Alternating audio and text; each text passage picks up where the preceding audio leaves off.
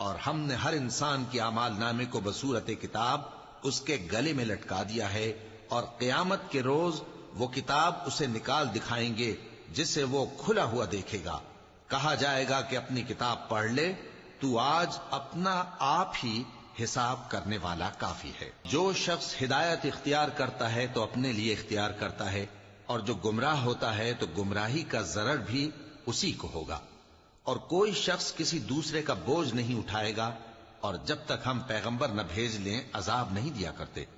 اور جب ہمارا ارادہ کسی بستی کے ہلاک کرنے کا ہوا تو وہاں کے آسودہ لوگوں کو فواحش پر معمور کر دیا، تو وہ نافرمانیاں کرتے رہے، پھر اس پر عذاب کا حکم ثابت ہو گیا اور ہم نے اسے ہلاک کر ڈالا۔